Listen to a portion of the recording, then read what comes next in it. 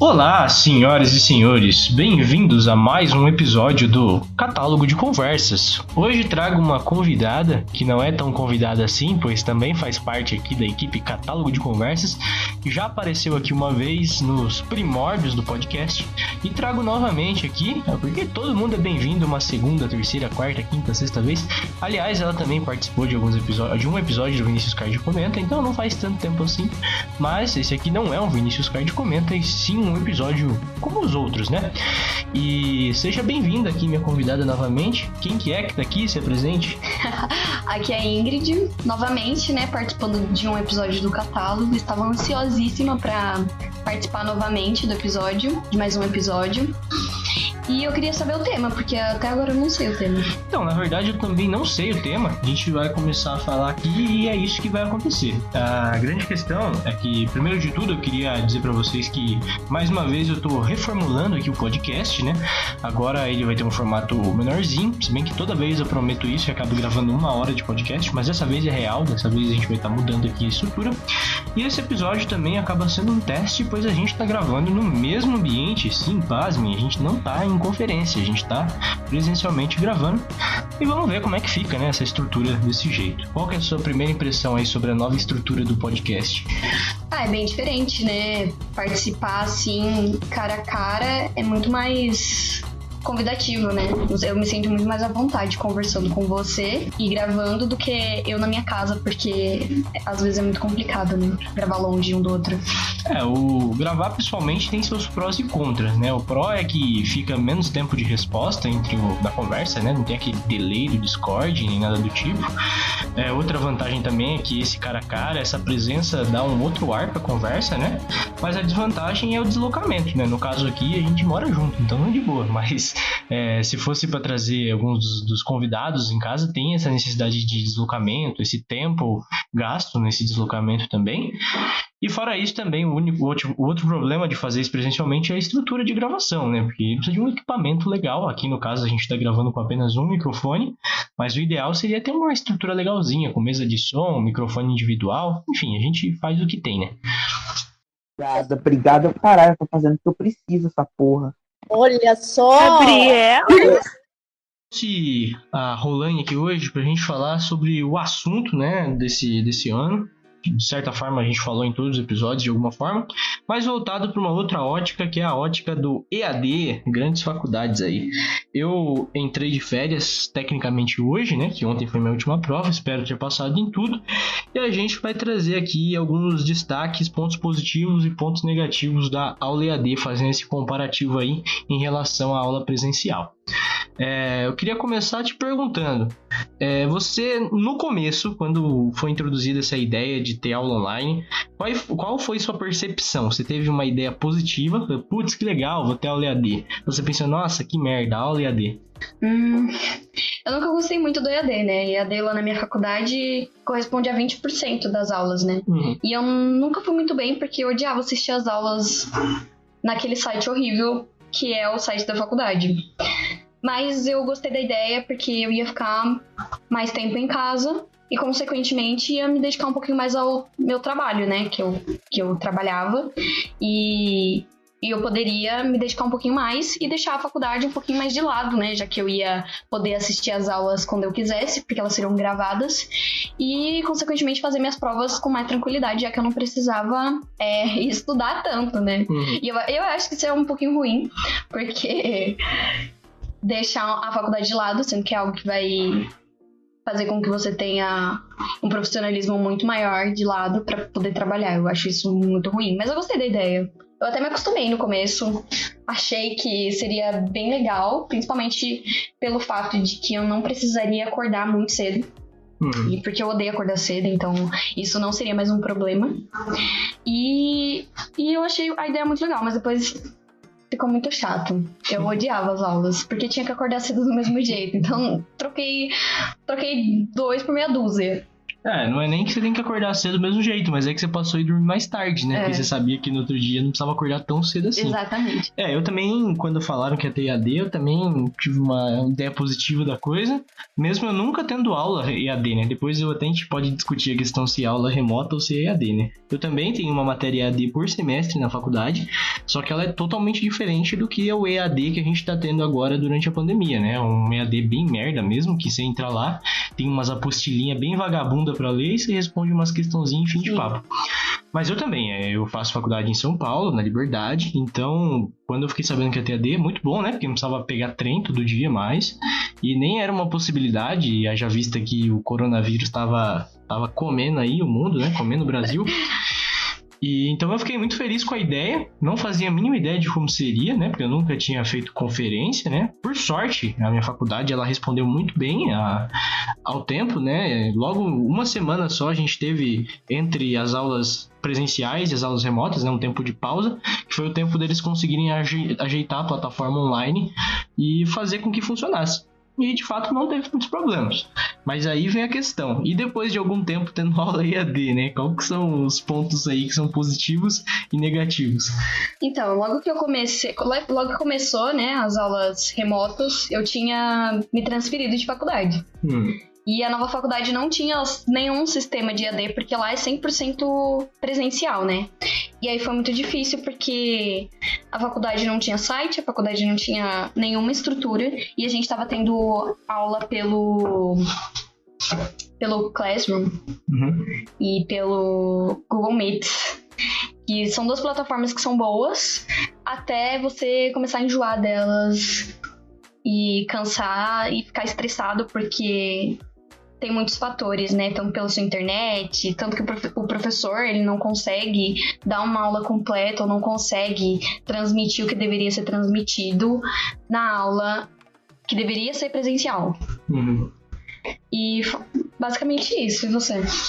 Então, o primeiro semestre, né, que a gente teve EAD, que a gente começou a ter as aulas remotas, foi o semestre passado, primeiro semestre de 2020, deu pra dar uma segurada, porque a gente chegou até as aulas presenciais. Então, eu, por exemplo, no meu caso eu tô falando, né, não sei se é o mesmo pra todos, mas eu cheguei a conhecer os professores e tinha um contato ainda maior, né, tinha uma coisa assim de entender como é que era a estrutura da aula presencial da aula EAD. Só que no segundo semestre, que foi esse último, né, na segunda metade de 2020, eu não tive contato nenhum físico com os professores. E isso eu acho que impactou um pouco a qualidade do ensino, de alguma forma. E tem um outro fator também, né, que tem professores que souberam se adaptar muito bem com o EAD, né, conseguiram usar ferramentas, criar slides, criar questionários no Google, criar isso, criar aquilo, enquanto outros professores, né, mais apegados à questão presencial, tiveram bastante dificuldade de se adaptar. Então, esses primeiros que eu citei, as aulas foram relativamente boas, enquanto o segundo já foi um pouco mais difícil de se acostumar, porque, convenhamos, a aula que o cara dá presencial, ele tem que adaptar para dar remoto, não é a mesma coisa, né? Não tem o mesmo nível. Às vezes, o professor que ele tem um nível discursivo muito bom, assim, que ele é um cara articulado, sabe falar, não é suficiente para aula remota, enquanto na aula presencial ele consegue capturar a atenção do professor, né? Quando a gente está pelo computador, precisa de mais artifícios visuais, precisa de coisas assim que prendam a atenção, e enquanto não é necessário nada disso presencialmente, né? Eu acho que esse é um dos piores problemas que eu enfrentei, particularmente, foi conseguir prestar atenção nas aulas. Eu tenho professores muito bons, porque quando passou o primeiro semestre, eu voltei para a antiga faculdade, porque eu não estava aguentando a estrutura da faculdade, né? Era ruim, não tinha nada de, assim, não tinha nenhuma estrutura. Principalmente nesse sentido de uma boa aula, né? E eu tava sentindo que eu não tava aproveitando nada. E aí eu retornei pra faculdade e consegui me adaptar um pouco mais ao que tava ao EAD, né? Que são as aulas remotas. E tem professores que, porque a gente julga muito pela idade do professor, né?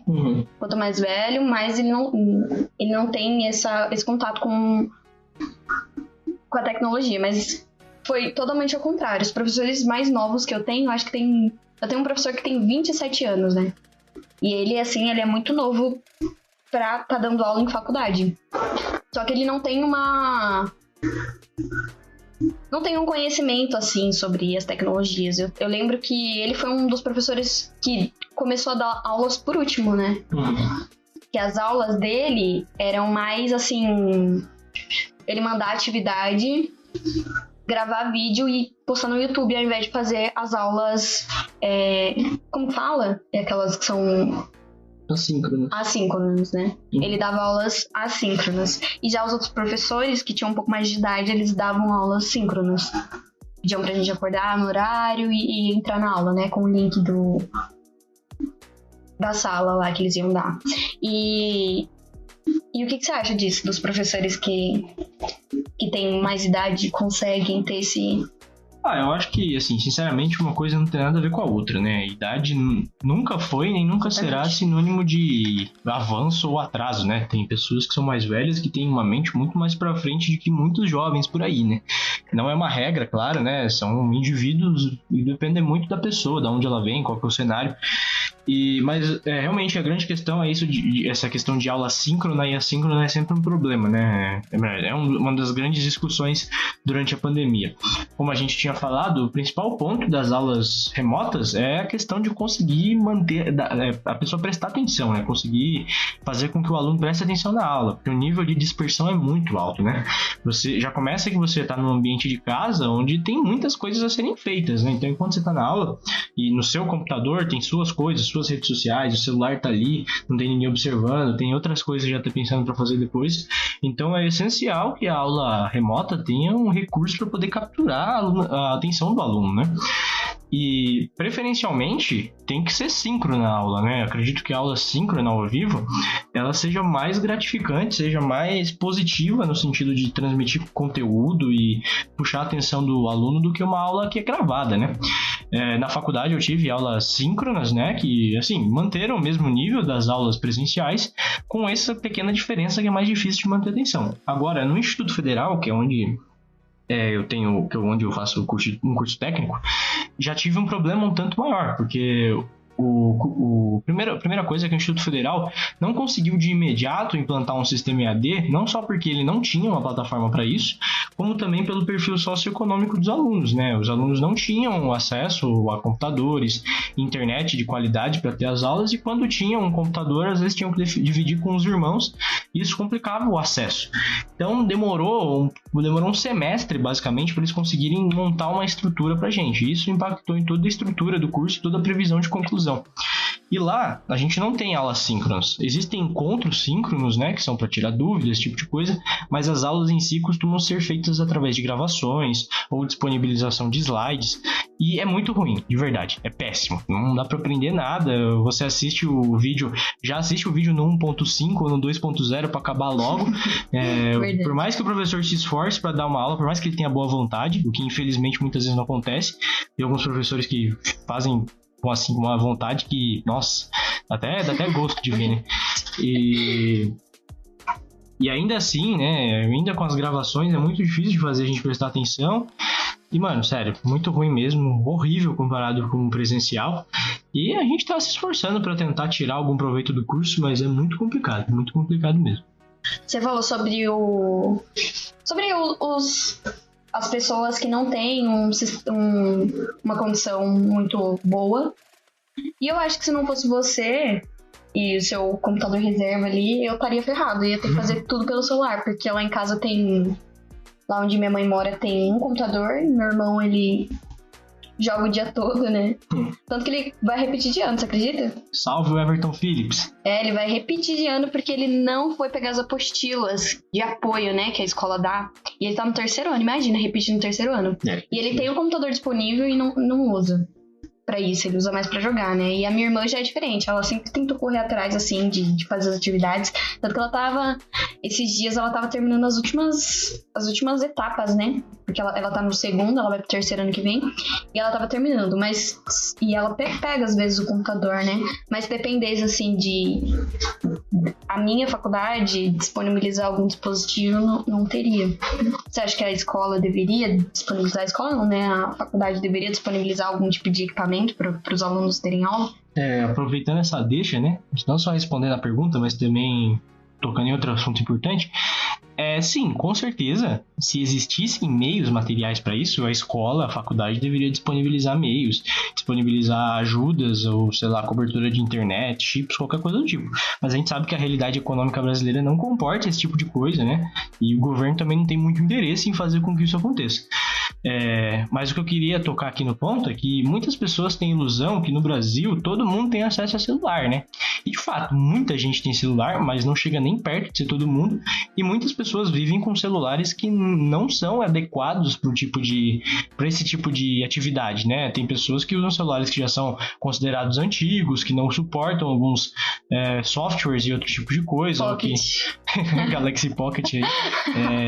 Que não tem uma qualidade de vídeo, qualidade de imagem, de áudio, celulares que travam. Essa é a realidade do brasileiro, né? Claro que se você for nos centros da cidade, você vai encontrar pessoas com tecnologia, 3 computadores em casa, 4 computadores, notebooks, celulares, mas a grande realidade, a grande média brasileira, principalmente nesse cenário que a gente vive de desemprego, crise e tudo mais, é que tá difícil a situação. Você vê que as pessoas, assim, até pessoas mais humildes têm um celular com WhatsApp, com um plano pré-pago que seja, mas isso não quer dizer que as coisas estão boas. Essas pessoas, às vezes, eu imagino que as pessoas deixam até de comer para poder pagar a internet, porque gera um vício, né? Querendo ou não, as redes sociais geram um vício enorme, mas ainda assim a coisa não é tão boa assim, né? Vai ter gente falando sempre que, mas consegue usar o celular para rede social e não consegue para ter aula, vagabundo. Mas eu pergunto, e você aí que tem tudo, você tá prestando atenção na aula?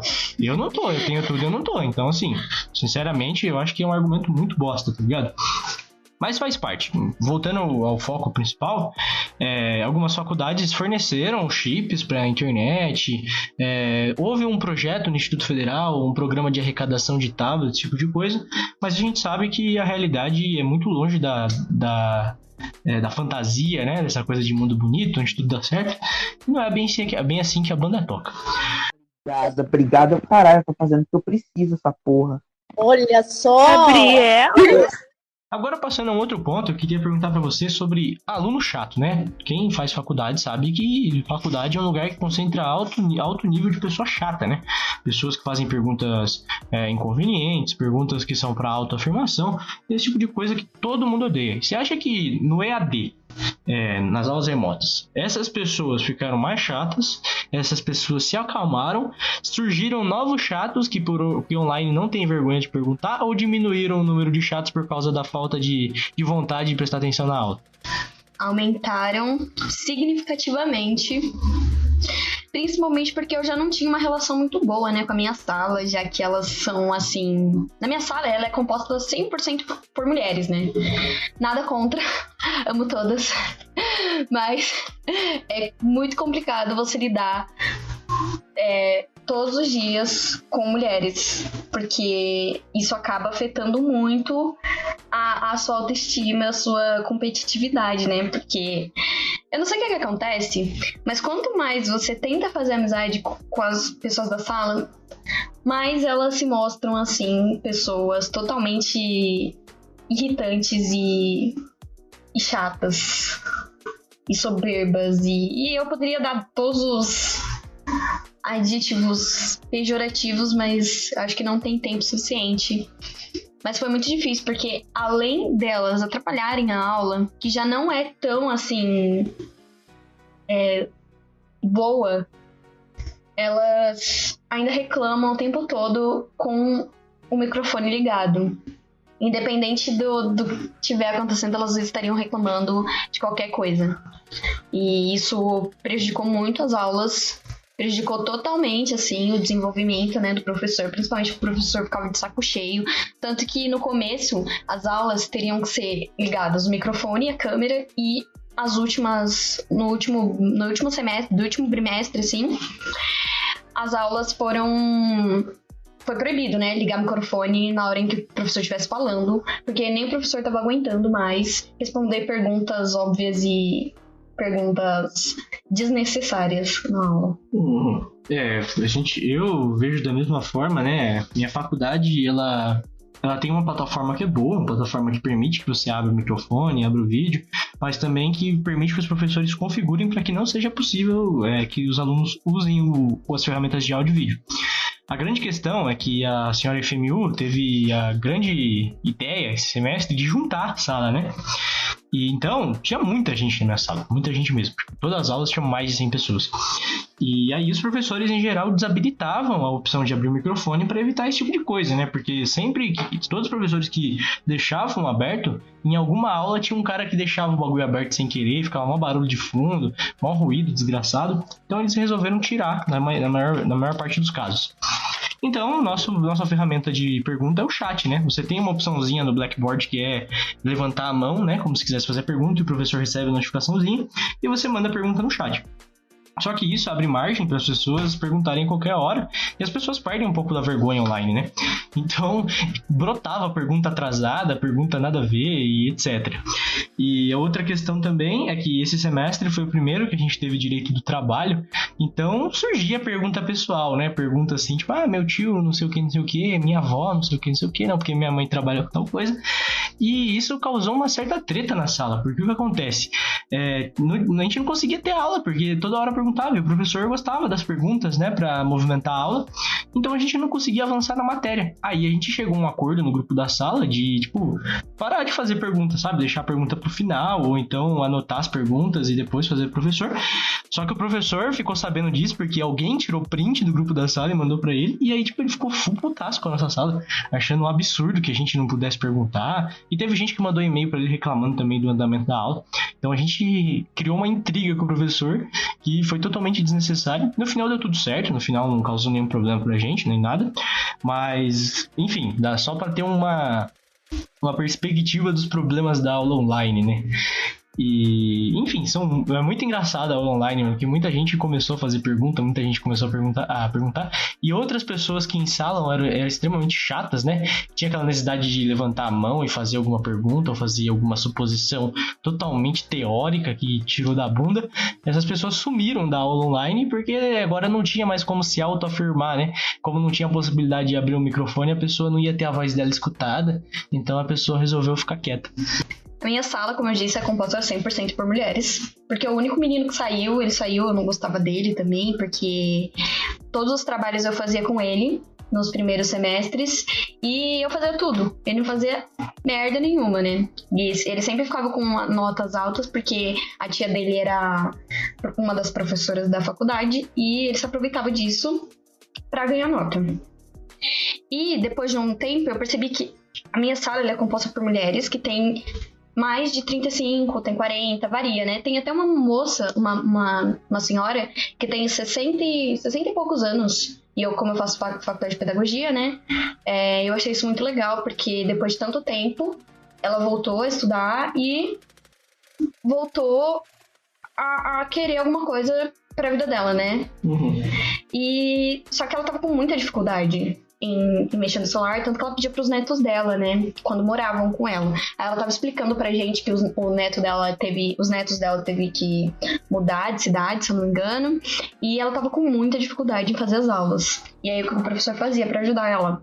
Ele gravava as aulas e depois mandava em vídeo, porque durante as aulas ela não conseguia, o professor não tinha a opção que os seus professores tinham de travar áudio, travar vídeo, essas coisas. E aí ela deixava ligado sem querer, assim, e acabava atrapalhando a aula, né? Porque ela deixava ligado o microfone e a casa dela tinha muita galinha.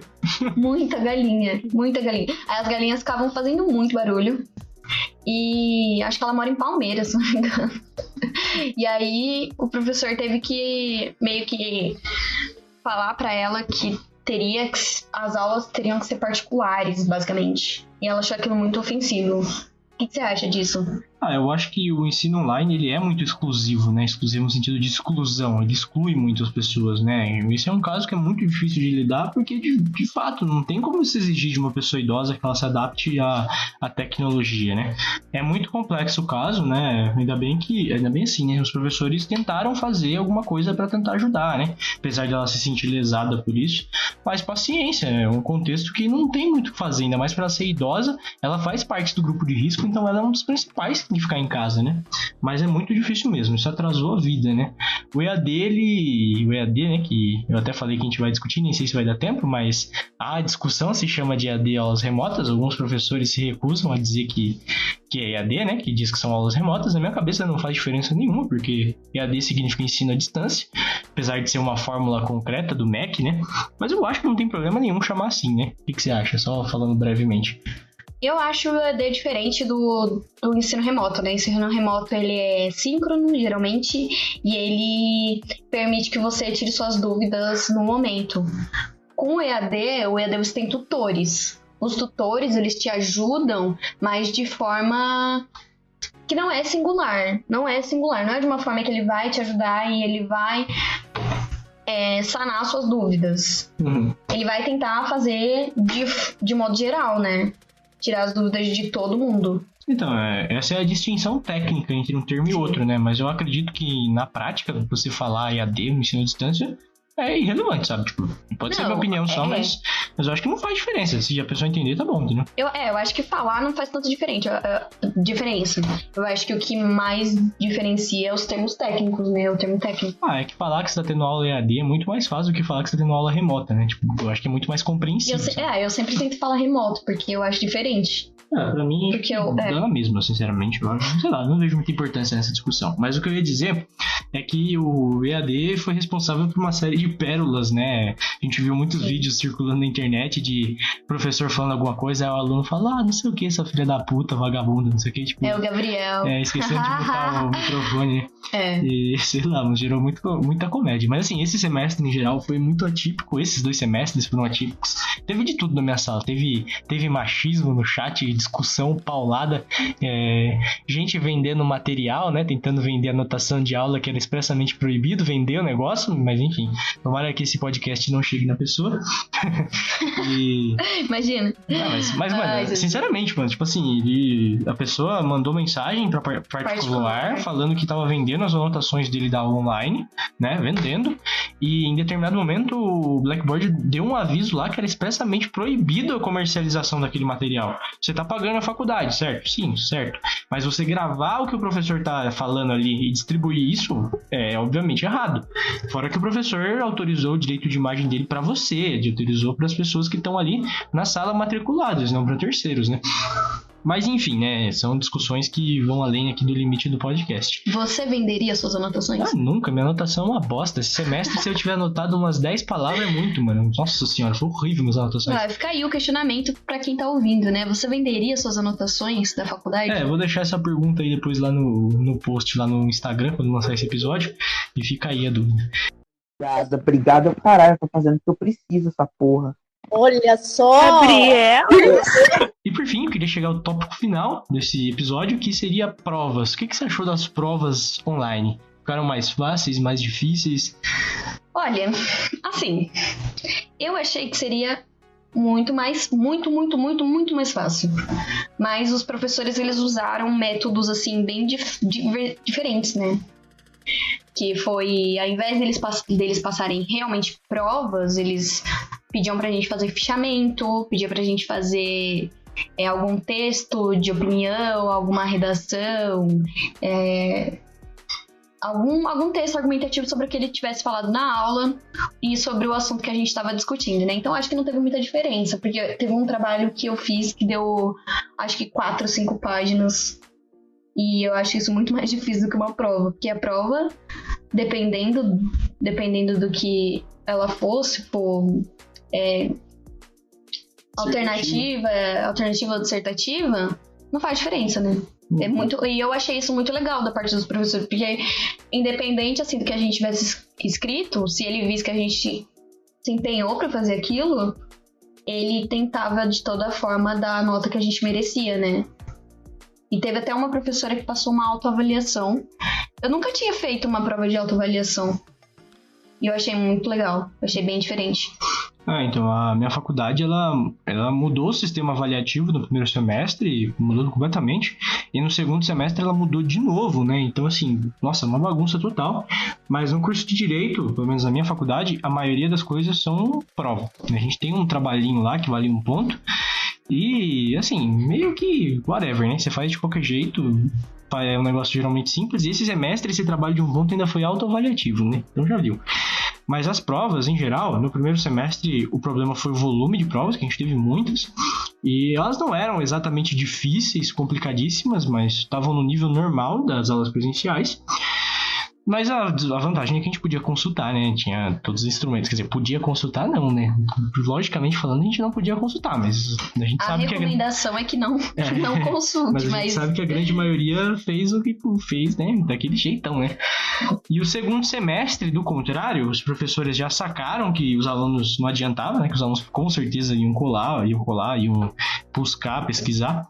Então, as provas, eu senti que no segundo semestre foram provas que foram feitas para serem consultadas. São provas que exigem um conhecimento a mais do que a aula confere, né? Muito específico, né? Claro que isso já acontecia antes com alguns professores infelizes que cobram na prova muitas vezes coisas que eles não deram em aula, que eu acho totalmente injusto, por mais que o curso de Direito, assim como todos os outros, exijam que você estude em casa também, vá atrás de novos conhecimentos, né? A faculdade tem ido cada vez mais nessa linha de inverter a lógica do conhecimento, né? De fazer o aluno da aula, assim, de maneira resumida falando, mas eu acho muito injusto o professor fazer uma prova com coisas que ele não abordou especificamente em sala.